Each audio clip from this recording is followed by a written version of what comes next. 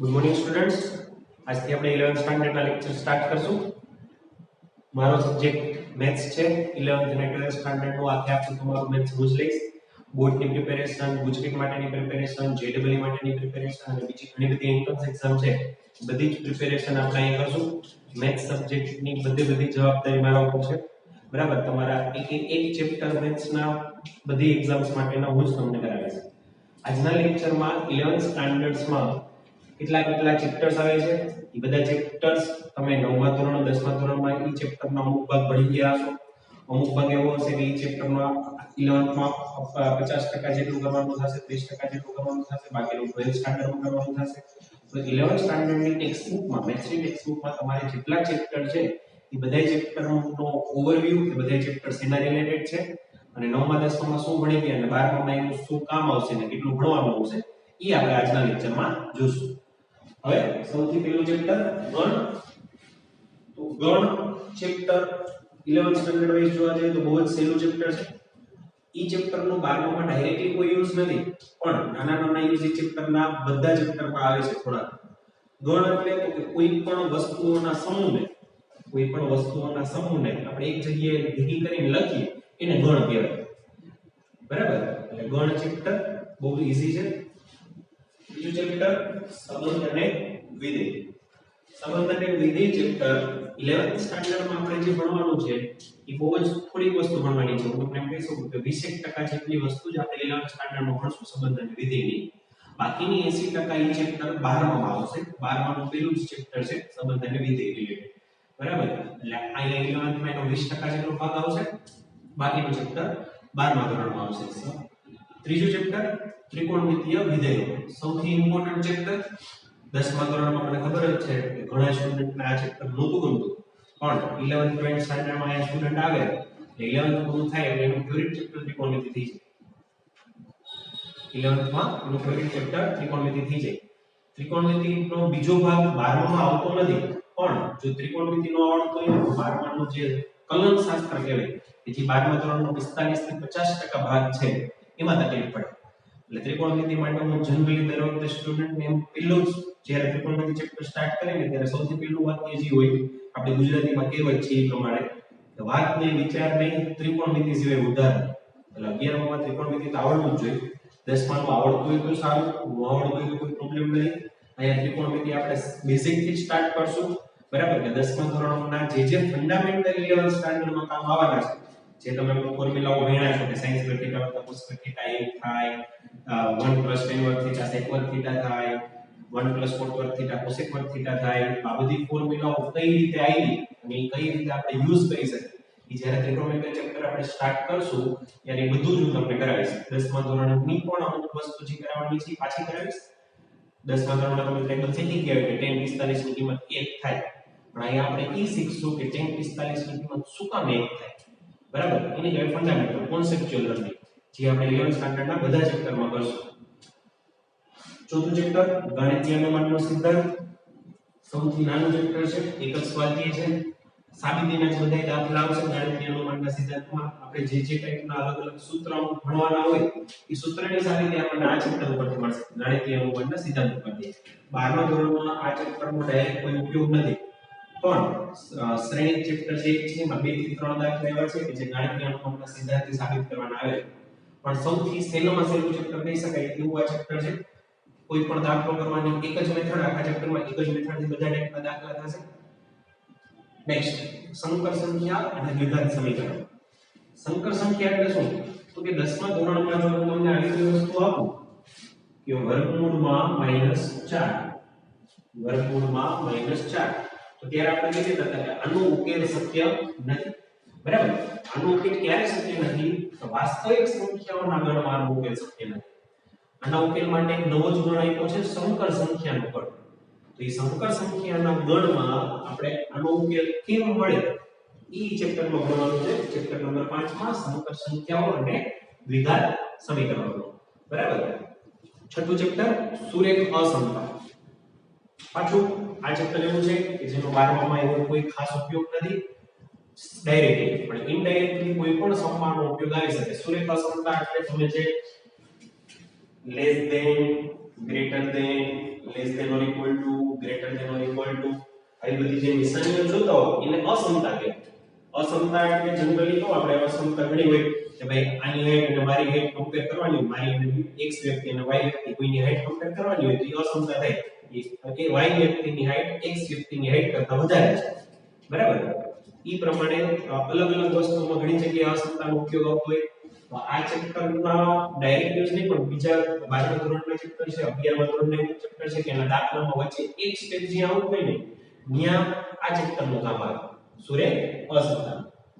7મું chapter ક્રમચય અને સંચય. તો આ ચેપ્ટર જેને વેકેશનમાં ડેમો લેક્ચર્સ જોયા હશે ત્યારે આ ચેપ્ટરની મેં શરૂઆત કરી હતી, ક્રમચય અને સંચય. તો ક્રમચય અને સંચયનો ઉપયોગ શું આવે તો કે અલગ અલગ કેટલી રીતે ગોઠવણી થઈ શકે કે અલગ અલગ કેટલી રીતે પસંદગી થઈ શકે ઈ બધી વસ્તુ ગોતવા માટે આ ચેપ્ટરનું કામ આવે, ક્રમચય અને સંચય. જેમ કે હું તમને ઉદાહરણ આપું કે આ 3 માર્કર છે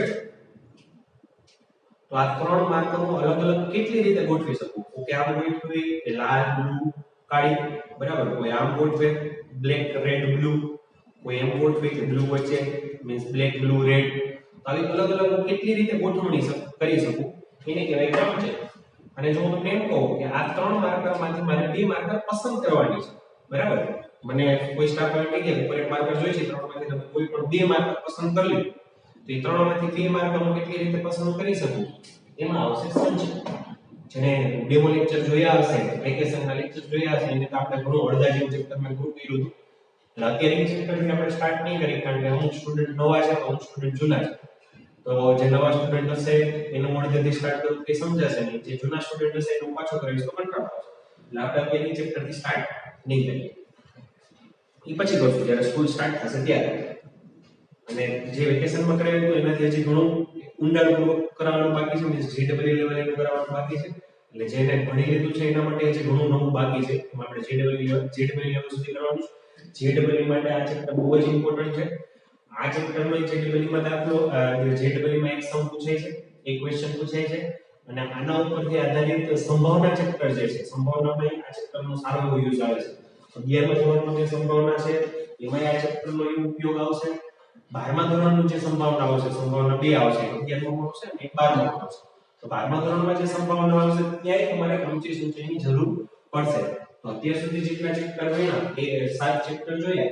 7 ચેપ્ટરમાં JEE માટે અને 12th સ્ટાન્ડર્ડ માટે જે મેઈન ઇમ્પોર્ટન્ટ ચેપ્ટર છે એ ક્રમચય સંચય છે અને એક ત્રિકોણમિતીય વિધેય છે.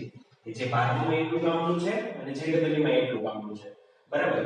ગાણિતિક અનુમાનનો સિદ્ધાંત તો 12માં થોડો ઉપયોગ આવશે, JEE નો કોઈ ખાસ ઉપયોગ આવતો નથી. સંકર સંખ્યાનો JEE માં સમ પૂછાય છે, 12મા ધોરણમાં એટલો ખાસ એનો કોઈ ઉપયોગ છે નહીં. સંબંધ વિધેય તો આપણે 12મા ધોરણમાં જ નહીં ભણવાનું છે. 11મા તમને ખાલી પૂછી શકે ઇન્ટ્રોડક્શન મળશે એ ચેપ્ટર છે. મેઈન ચેપ્ટર જે આવશે એ આવશે તો કે 12મા. JEE માં ગણ ચેપ્ટરમાંથી પણ દાખલો હોઈ શકે છે. 12મા ધોરણે તમને કીધું ઘણા ઉપયોગ આવશે. દ્વિપદી પ્રમેય. દ્વિપદી પ્રમેયમાં શું કરવાનું છે કે 9મા 10મા ધોરણમાં તમે a + b નો વર્ગ a + b નો ઘન ન્યા સુધી ભણ્યા છે. પણ હવે હું તમને એમ કહું કે a + b ની 6 ઘાત શોધો તો એ તમારે આવ્યું નથી. અથવા હું તમને કહું કે a + b ની 14 ઘાત હોય તો એનું 12મું પદ કયું થાય? બરાબર? તો આ ટાઈપના દાખલા આપણે દ્વિપદી પ્રમેયમાં ભણવાના છે. ઓકે, 12મા ધોરણમાં એટલો બધો ખાસ ઉપયોગ નથી પણ JEE માં દર વખતે આમાંથી એક ક્વેશ્ચન હોય છે. એટલે JEE માટે આ ચેપ્ટર કામનું છે. ગુજકેટમાં તો ખાલી 12મા ધોરણનો સિલેબસ છે. એટલે ગુજકેટમાં તો આમાંથી એક ચેપ્ટરનો ડાયરેક્ટ ઉપયોગ નહીં આવે. પણ 12મા ચેપ્ટરના જે એક ચેપ્ટરમાં આ ચેપ્ટર યુઝ થતા હશે એ રીતે એનો ઉપયોગ આવશે. મોસ્ટ ઓફ ચેપ્ટર એવા છે કે 12માં ક્યાંક ને ક્યાંક નાનામાં નાનો ઉપયોગ આવતો જ હશે. એટલે 11માનું એક એક ચેપ્ટર આપણે સ્કીપ નહીં કરીએ. 11માના 16 ચેપ્ટર ભણશું JEE ની ટેસ્ટ સુધી. કારણ કે એનો 12મામાં ઉપયોગ આવશે ત્યારે તમને ખબર છે કે 10મા ધોરણમાં અમુક ચેપ્ટરમાં એટલે પ્રોબ્લેમ થતો કારણ કે 8મા 9મા તમારા ફંડા ક્લિયર હતો. એ જ રીતે 12th સ્ટાન્ડર્ડનું આખું ફંડામેન્ટલ 11માં ઉપર છે. એટલે કોઈ એવું કહેતું હોય કે 11માં બી ગ્રુપમાં તો નીટ લેવાય કે A અને B સોરી 11th અને 12th બે સ્ટાન્ડર્ડ નીટમાં પૂછાય એટલે આખા કરવા પડે. પણ એક ગ્રુપમાં તો આપણે JEE જો ભણાઈને ન દેવી જોઈએ. ખાલી ગુજરાત બોર્ડને મુશ્કેલ ઉપર એડમિશન લેવું હોય તો કે ભાઈ એમાં ખાલી 12મા ધોરણ જ પૂછવાનું. તો 11મું ધોરણ શું કરવાનું એવું ન હોય 12મું ધોરણ ભણવા માટે 11મા ધોરણના એક એક ચેપ્ટરના કોન્સેપ્ટ તમને આવડવા જોઈએ બરાબર એટલે એક એક ચેપ્ટર આપણે ડિટેલમાં જ ભણશું જે રીતે 12મું ભણશું એ જ રીતે 11મું ભણશું એવું કાઈ નહીં હોય કે 11મું સ્પીડમાં કરાવી નાખશું 11મામાં ઓછું ઓછું કરાવશું અમુક ચેપ્ટર સામે કરાવી એવું કરવાથી 12મામાં બહુ ઝાઝી અસર થશે બહુ વધુ અસર થશે એટલે એક એક ચેપ્ટર આપણે ઊંડાણપૂર્વક ભણવાના છે દ્વિપદી પ્રમેય તમે કીધું દ્વિપદી પ્રમેયના સૂત્રનો 12માનો ચેપ્ટરનો ઉપયોગ આવે છે પ્લસ જેડબલઈમાં તેનો એક દાખલો પૂછાય છે ક્વેશ્ચન જેડબલઈમાં દ્વિપદી પ્રમેયનો હોય છે નવમું ચેપ્ટર શ્રેણી અને શ્રેણી અગેન 12મામાં ઘણા દાખલાનો યુઝ આવશે જેડબલઈમાં એક ક્વેશ્ચન હશે જેડબલઈમાં હશે 12મામાં ઉપયોગ આવશે ચેપ્ટર શું છે શ્રેણી અને શ્રેણી તો 10મા ધોરણમાં તમે સમાંતર શ્રેણી નામનું ચેપ્ટર ભણ્યો બરાબર કે હું કોઈ પણ આવી શ્રેણી આપું કે 2 5 8 11 તો આને સમાંતર શ્રેણી કહેવાય કારણ કે આ બધા બે પદ વચ્ચેનો તફાવત કેટલો થાય છે કે 3 તફાવત એક સરખો છે એટલે આને સમાંતર શ્રેણી કહેવાય તો શ્રેણી અને શ્રેણી ચેપ્ટરમાં સમાંતર શ્રેણી તો ભણવાની જ છે મીન્સ એનું 25% એવું છે કે જે તમે 10મા ધોરણમાં ભણ્યા એની પાછું રિપીટ થાય છે જે 10મામાં છે એની પાછું 11મામાં આવશે પણ સમાંતર શ્રેણી સિવાય આ થઈ ગઈ તમારી સમાંતર શ્રેણી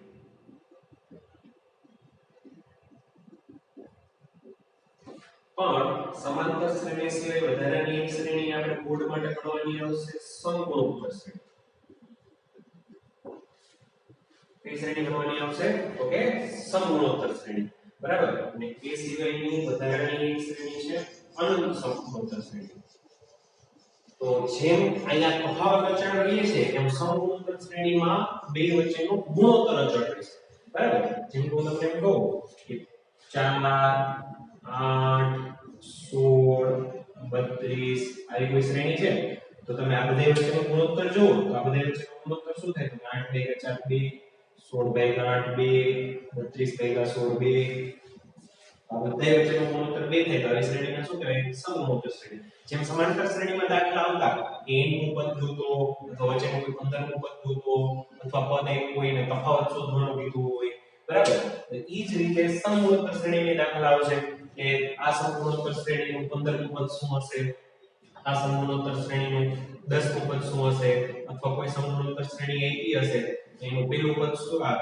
સોરી અનંતનું પદ શું હશે અનંત સમગુણોત્તર શ્રેણી માટે અનંત પદોનો સરવાળો શું હશે સોરી અનંત પદ અનંત પદોનો સરવાળો શું હશે એવા અલગ અલગ ટાઈપના ઘણા દાખલા આવશે એટલે આ ચેપ્ટર એ 12માં એનો ઉપયોગ આવે છે પ્લસ જીડબ્લ્યુ માંથી આ રિલેટેડ ક્વેશ્ચન હોય છે એટલે આ ચેપ્ટર ઇમ્પોર્ટન્ટ છે એના પછીનો ચેપ્ટર રેખા રેખા ચેપ્ટર જીડબ્લ્યુ માટે કામનું 12માં માટે કામનું અને સૌથી વધારે એનો ઉપયોગ આવશે ફિઝિક્સમાં ફિઝિક્સ એ ગ્રુપ વાળા ભણવાનું બી ગ્રુપ વાળા ભણવાનું એટલે હું ભલે મેથ્સ લેતો બી ગ્રુપમાં અમુક લેક્ચર માટે હું લઉં છું દર વર્ષે આ ચેપ્ટર માટે હજી એક ચેપ્ટર આવશે સંકલન વિકલન 12 તો 11માં ફિઝિક્સમાં ડાયરેક્ટલી એનો યુઝ આવે છે તો આ રેખા ચેપ્ટર 11માં જે આપણે વાર્ષિક પરીક્ષા છે એમાં 4 માર્ક બધા કોઈ ચેપ્ટર એમાંથી પૂછતા હોય છે 12માના ઘણા ચેપ્ટરમાં આના ફોર્મ્યુલાનો ઉપયોગ આવશે આના દાખલા નહીં આવે આના ફોર્મ્યુલાનો ઉપયોગ આવશે અને જેડબલ્યુ માંથી દર વખતે આનો એક ક્વેશ્ચન તો હોય જ જેડબલ્યુ માં દર વખતે રેખા ચેપ્ટરનો એક ક્વેશ્ચન તો હોય જ છે એટલે એ ચેપ્ટર ત્રણ રીતે ઇમ્પોર્ટન્ટ 12મા ધોરણનો ઉપયોગ જેડબલ્યુ નો ક્વેશ્ચન અને એનાથી વધારે ઉપયોગ શેમાં તો કે એનો ફિઝિક્સનો ઉપયોગ રેખા જે અલગ અલગ ટાઈપના રેખાના સમીકરણ ગોતવાનો હોય એ રેખાના સમીકરણ કેમ ગોતવા કયું સૂત્ર ક્યારે વાપરવું રેખાનો ઢાળ કઈ રીતે મળે બરાબર રેખાનો ઢાળ એટલે કે રેખા કેટલી આમ ઢળેલી છે શબ્દ આપણે મેથ્સમાં એવું કે રેખાનો ઢાળ આપણે એમ કે ઓ રેખાનો ઢાળ શું છે રેખાનો ઢાળ કઈ નહીં કે આ રેખા આટલી ઢળેલી છે આ રેખા આટલી ઢળેલી છે આ રેખા ઊભી છે આ રેખા આડી છે એટલે રેખાનો ઢાળ કહેવાય જેમ જેમ તમે ભણશો ને એમ બધા ચેપ્ટરમાં એટલું ઊંડાણપૂર્વક આવશે કે તમને ચેપ્ટર ગમવાનું જો ફોર્મ્યુલા તમે ગોખતા હો ને એની બદલે તમે ફોર્મ્યુલા સમજતા થશો અત્યાર સુધી બધાએ ગોખ્યું જોઈએ ત્રિકોણમિતિમાં કે sin વર્ગ થીટા વત્તા cos વર્ગ થીટા 1 થાય અહીંયા આપણે એવું નહીં કરીએ અહીંયા આપણે ફોર્મ્યુલા સમજશું કે શું કામ sin વર્ગ થીટા વત્તા cos વર્ગ થીટા 1 થાય અને જેમ જેમ વધારે સમજાતો જશે ને એમ તમને ઈ ચેપ્ટર ઈ સબ્જેક્ટ 11 12 સાયન્સ આખું ગમવા મળશે અને જેટલું વધારે ગમવા મળશે એટલું રિઝલ્ટ તમારું સારું આવશે તો રેખા ચેપ્ટર એના પછીનું ચેપ્ટર સાંકો. એક્ચ્યુઅલી જૂનો જે સિલેબસ હતો, અત્યારે જે સિલેબસ છે એનસીઈઆરટી નો એની પહેલાનો સેમેસ્ટર વાળો એની પહેલાનો સિલેબસ, ત્યારે સાંકો એક્ચ્યુઅલી 4 ચેપ્ટરમાં ડિવાઈડ થતો. સાંકોમાં આપણે 4 ટાઈપના સેટ ભણવાના છે: વર્તુળ, પરવલય, ઉપવલય અને અતિવલય. એટલે સાંકો ચેપ્ટર ઓન છે તો 4 ભાગમાં ડિવાઈડ થયેલું છે. 12મા ધોરણનું જે સંકલનના ઉપયોગ નામનું ચેપ્ટર છે, એ સંકલનના ઉપયોગ નામના ચેપ્ટરમાં બધી જગ્યાએ આ 4 સેટના જે સમીકરણ ઓળખવાના હોય, કે જેના ઉપર તમારે આકૃતિ દોરવાની હોય, એમાં આ ચેપ્ટર ઉપર જ આખું ચેપ્ટર ડિપેન્ડન્ટ છે. મેં સાંકોનો અર્થ કદી ચેપ્ટર નો આવે, બરાબર. જે ડબલઈમાં પણ આનો ક્વેશ્ચન હશે જ. દર વખતે સાંકોના 1 થી 2 ક્વેશ્ચન જેડબલઈમાં પૂછાય છે. એટલે 12મા ધોરણ માટે ઇમ્પોર્ટન્ટ અને જેડબલઈ માટે ઇમ્પોર્ટન્ટ. એટલે આપણે 4 ટોપિક ભણવાના છે. તમને કીધા વર્તુળ તો તમને બધાને ખબર જ હશે, વર્તુળ કોની કહેવાય, પરવલય શું છે, ઉપવલય શું છે અને અતિવલય શું છે. એ જ્યારે ચેપ્ટર હું સ્ટાર્ટ કરાવીશ ત્યારે તમને સમજાવીશ કે આ રીતે અતિવલય બને, આ રીતે ઉપવલય બને અને આ રીતે પરવલય બને. 12મા ધોરણ માટે ઉપયોગી ચેપ્ટર, જેડબલઈ માટે ઉપયોગી ચેપ્ટર. 12મું ચેપ્ટર ત્રિપરિમાણીય ભૂમિતિનો પરિચય. અહીંયા ઇન્ટ્રોડક્ટરી પાર્ટ જેટલું જ ભણવાનું છે. આનું મેઇન ચેપ્ટર 12માં આવશે, ત્રિપરિમાણીય ભૂમિતિ. એના નામ છે ત્રિપરિમાણીય ભૂમિતિનો પરિચય. અહીંયા ખાલી એનો ઇન્ટ્રો આવશે. 10મા ધોરણમાં તમે જે ત્રીજું ચેપ્ટર ભણ્યા હતા કે સમીકરણ ઉકેલતા, બરાબર, સોરી સમીકરણ. એ સમીકરણ ઉકેલતા x અને y એટલે કે દ્વિપરિમાણમાં ઉકેલતા. માની લો કે આ બોર્ડ છે, બોર્ડ તમારું દ્વિપરિમાણ છે. પણ ત્રિપરિમાણ એટલે તો કે આ ક્લાસ આખો જે છે એ ક્લાસ ત્રિપરિમાણ છે. બોર્ડમાં આપણે જોઈએ તો બે જ અક્ષ આવે, આ x અક્ષ અને આ y અક્ષ. હવે જ્યારે તમારે ભણવાનું આવશે ત્રિપરિમાણમાં 3 અક્ષ લેવાની થશે. આ x અક્ષ, પછી આ માંડું y અક્ષ અને આ ઉપર z અક્ષ. ટોટલ કેટલી અક્ષ આવશે? 3 અક્ષ આવશે, x અક્ષ, y અક્ષ અને z અક્ષ. આ રીતે x y અને z એટલે ત્રિપરિમાણ, બરાબર. ઘણા મૂવી જોવા જતા હોય ચશ્મા પહેરીને 3D મૂવી જોવાનું છે, આપણને જ્યારે ટ્રેન આવતી હોય તો ટ્રેન સીધી આપણી બાજુ આવતી એવી દેખાય, એને ત્રિપરિમાણ કહેવાય. 3D એટલે 3 ડાયમેન્શન એટલે કે ત્રિપરિમાણ. તો આનો 12માં એટલો ઉપયોગ આવશે. જેડબલઈમાં 11માં ત્રિપરિમાણીય ભૂમિતિમાંથી બહુ ક્વેશ્ચન નથી થતા, પણ 12માનું જે ત્રિપરિમાણીય ભૂમિતિ છે ને એમાંથી ક્વેશ્ચન હોય છે. આ ચેપ્ટર 12મા માટે બહુ જ ઇમ્પોર્ટન્ટ. 13મું ચેપ્ટર લક્ષ અને વિકલન. આખા 11 માટે સૌથી ઇમ્પોર્ટન્ટ ચેપ્ટર હોય તો લક્ષ અને વિકલન. અને અહીંયા જે તમારે લક્ષ અને વિકલન ભણવાનું છે ને એ બહુ જ ઇન્ટ્રોડક્શન પાર્ટ છે. 12મા ધોરણમાં 5 ચેપ્ટર કલનશાસ્ત્રના આવે છે. 12મા ધોરણમાં 5 ચેપ્ટર કલનશાસ્ત્રના આવે છે. સાતત્ય અને વિકલન,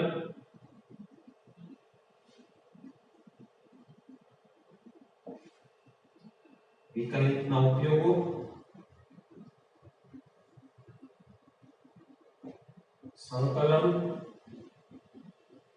સંકલનના ઉપયોગો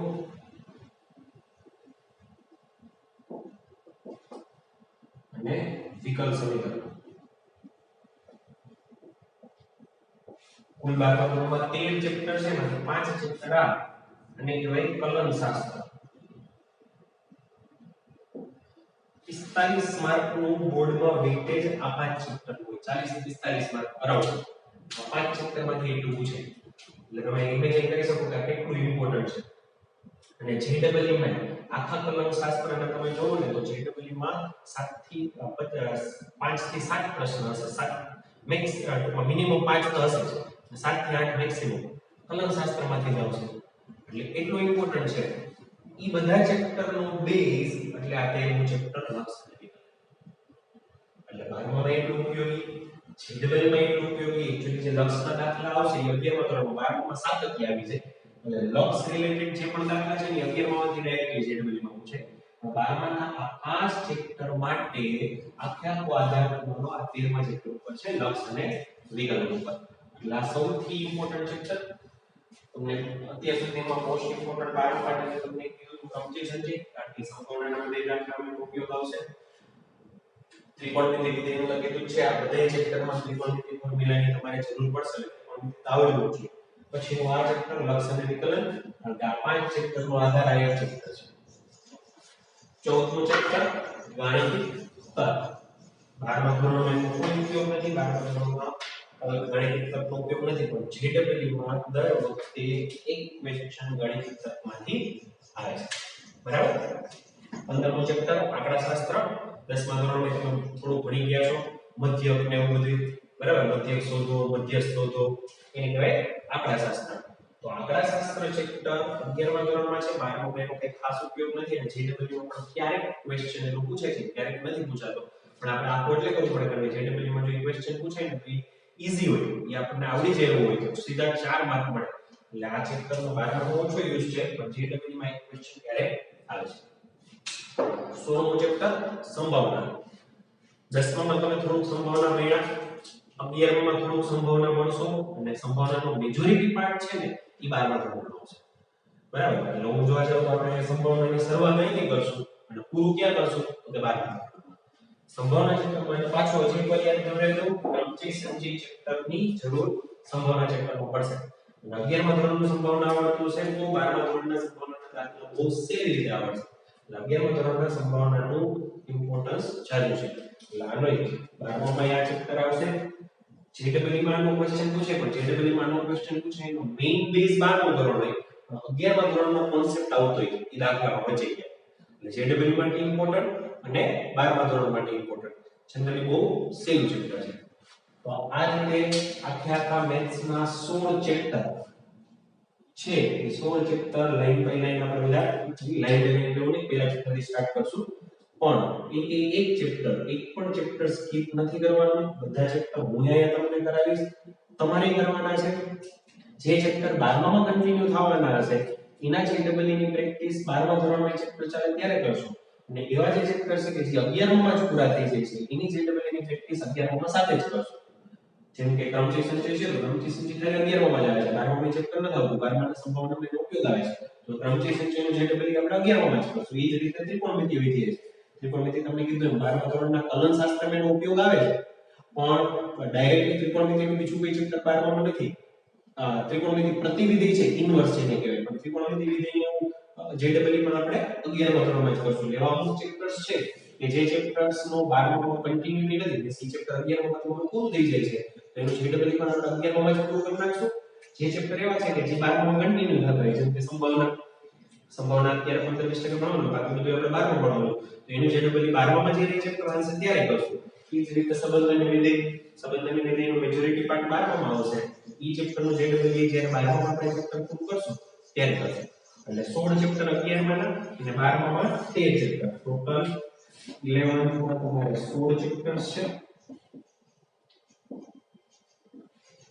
અને 12માં 13 ચેપ્ટર્સ છે 13 ચેપ્ટર્સ છે એટલે ટોટલ 29 ચેપ્ટર તમારે કરવાના છે 11th અને 12th બે રેડી 29 ચેપ્ટરની ટેક્સ્ટ બુક 29 ટેક્સ્ટ ચેપ્ટરના એમસીક્યુઝ ગુજકેટ લેવલના બોર્ડ લેવલના અને જેડબલ્યુ લેવલના બધું આપણું 29 ચેપ્ટરમાં પૂરું કરવાનું છે એ 29 ચેપ્ટર કરતા આપણે 1.5 થી 2 વર્ષનો સમયગાળો થશે આપણે અત્યારે જૂનમાં સ્ટાર્ટ કરશું જનરલી 12 આપણે ડિસેમ્બર સુધીમાં પૂરું કરતા હોય 2020 માં તમે અત્યારે એડમિશન લીધું 2021 ના નવેમ્બર એન્ડ કે ડિસેમ્બરના ફર્સ્ટ વીક સુધીમાં આપણે મેથ્સ પૂરું કરવાનો જનરલી ટાર્ગેટ હોય છે આ રીતે 29 ચેપ્ટરની ટેક્સ્ટ બુક અને જેડબલ્યુ બધું જ હું તમને કરાવીશ કાલના લેક્ચરથી ચેપ્ટર સ્ટાર્ટ કરશું આજે ખાલી આપણે મેથ્સનું ઇન્ટ્રોડક્શન લેવાનું હતું જે મેં તમને ઇન્ટ્રોડક્શન આપી દીધું તમારે 2 વર્ષમાં શું કરવાનું છે મેઇનલી 2 વર્ષ માટે પસ્તી લખવા માટેની લઈ લેજો કારણ કે ચોપડા ધૂમ વપરાશે પ્રેક્ટિસ માટે એટલે અમે જનરલી બધાને એવી સલાહ આપતા હોય છે ચોપડા ખોટા ખર્ચ કરવા નહીં એની બદલે પસ્તી લઈ અને 20 રૂપિયા 25 રૂપિયા કિલો પસ્તી મળતી હોય એટલે તમારે મેથ્સની ઘણી બધી પ્રેક્ટિસ કરવાની થશે હું અહીંયા એટલી કરીશ અને એટલી જ તમારે પાછી બીજી વધારાની ઘરે કરવાની થશે એ પસ્તીમાં જનરલી તમારે લખવાનું બરાબર બે ફાઇનાન્શિયલ બેનિફિટ થાય એટલે ટેક્સ્ટ બુક હજી કોઈ ન લીધી હોય તો ખાસ ત્રણેય વિષય મેઇન વિષયની છે એ ગ્રુપના સ્ટુડન્ટ હોય તો મેથ્સ ફિઝિક્સ કેમેસ્ટ્રી, બી ગ્રુપના સ્ટુડન્ટ હોય તો physics chemistry biology text book ખાસ લઈ લેજો કારણ કે અમુક ક્યાંક દાખલા કરશું એ ટાઈપના દાખલા તમને ઘરેથી હોમવર્કમાં કરવા કહેશું. એના ડાઉટ હશે તો બીજા લેક્ચરમાં ડાઉટ સોલ્વ કરાવી દઈશું. તમારા મેસેજ આવશે કે સર આ દાખલો નથી સમજાતો એ દાખલો પાછું બીજે દિવસે ક્લાસમાં કરાવી દઈશું બોર્ડ ઉપર રેકોર્ડિંગમાં અત્યારે. પણ એટલે હું તમને એમ કહું કે મેં કોઈ પણ ચેપ્ટર ચાલુ કર્યું અને 4-5 દાખલા કરાવ્યા એ 4-5 દાખલા જેવા બીજા 2-3 દાખલા હોય તો 2-3 દાખલા હોમવર્કમાં કરવાના હોય જે હું તમને ટેક્સ્ટ બુકમાંથી આપીશ. તો મેં પહેલા ત્રણેય વિષયની મેઇન ટેક્સ્ટ બુક લઈ લેજો અને કાલથી આપણે ચેપ્ટર સ્ટાર્ટ કરશું. Okay, thank you.